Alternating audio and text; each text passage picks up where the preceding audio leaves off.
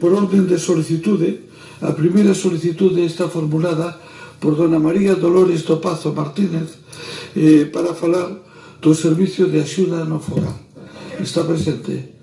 Ben, cando vostede queira, ten 5 minutos para intervir.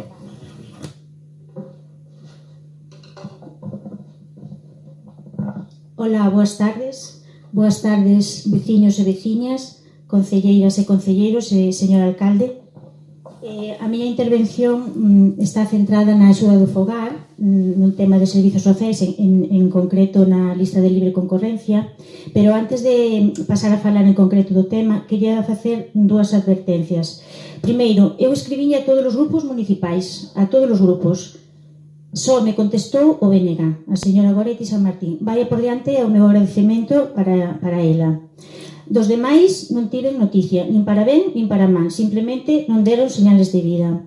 E dous, creo que o artigo 10 do Regulamento de Participación Cidadá xa lle toca cambiálo, porque ten 22 anos, e hai que ir reformando as cousas para que a cidadanía poida participar un poquinho máis nos plenos. Agradeceríalle, posto que levo un ano pelexando con este tema, máis anos, pero este en concreto un ano, que se me paso dos 5 minutos que me deixe un poquinho de marxe. Vale.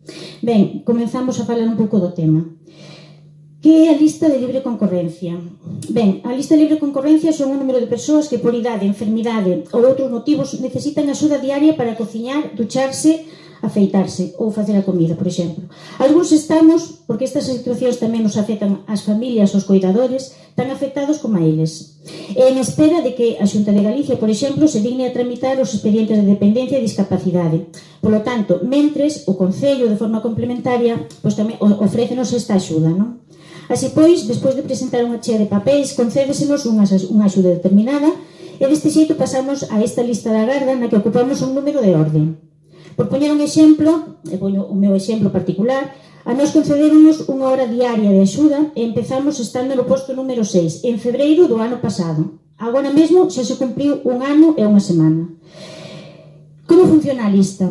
Unha vez situados na lista, é de supoñer que se estás no número 6 vais pasando o 5 ou o 4 e que un bo día te chamen para dicirche que mañán ou pasado vai unha persoa á túa casa a empezar a facilitarse a axuda. Pois isto non foi así. Nós, a día de hoxe, non o sei, pero hai un mes pasamos a estar no posto número 20. Por que pasa isto? Pois pasa isto principalmente pola información que me dan a mí os técnicos municipais. Por certo, tamén lle quero agradecer aos técnicos de Galeras a súa profesionalidade, porque eu chamo moito por teléfono e sempre me atenden con moitísima profesionalidade. Ben, pois este persoal explícanos que entran expedientes de persoas en estado moito máis grave, por exemplo, un ictus, cancro, ELA, etc. E, evidentemente, a atención destas persoas vai por diante dos demais, porque é prioritaria, non? Este motivo nós entendémolo perfectamente, pero non o compartimos, porque é que estas persoas xa non tiñan que pasar por ninguna lista.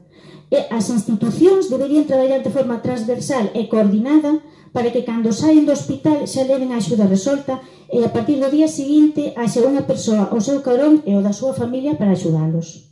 O segundo motivo é que non hai dotación presupostaria nin persoal suficiente ata que se aprobe o novo presuposto e se licite o novo contrato público para a nova empresa que xestionará o servizo de axuda no fogar.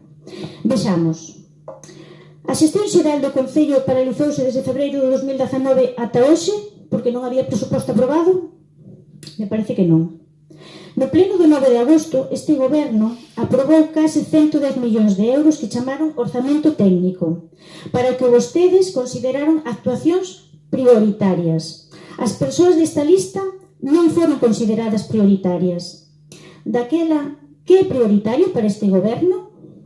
Gastos de persoal, bens e servizos, recollida do lixo, un proxecto para unha piscina, remodelación dun parque infantil, estudos económicos, costas xudiciais, sentenzas e resolucións extraxudiciais. É dicir, inda por riba de non sermos prioritarios, temosles que pagar os gastos por demandas xudiciais pola súa mala xestión.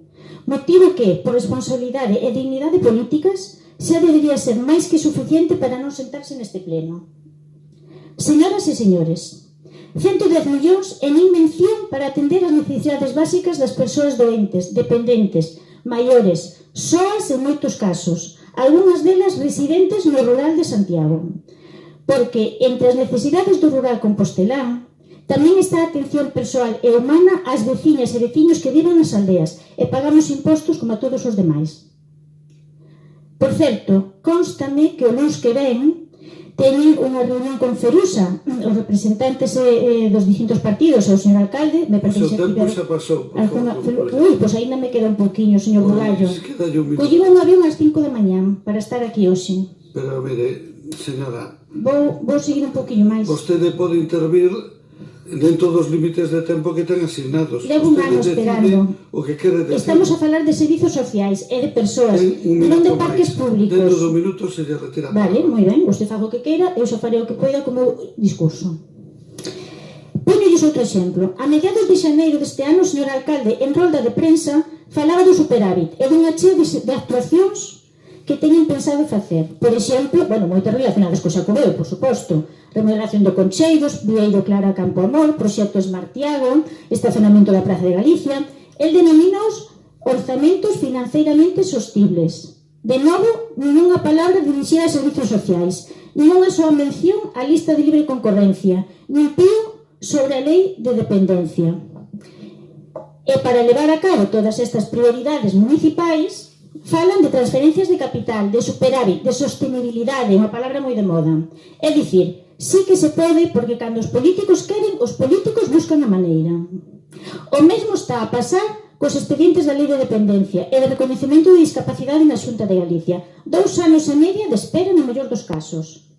Que clase de país queremos se o goberno municipal nos aparta a un lado e a Xunta de Galicia, gobernada polo PP, nos mete no fondo do caixón? A quen enviamos a Madrid a defender os servizos sociais dingos?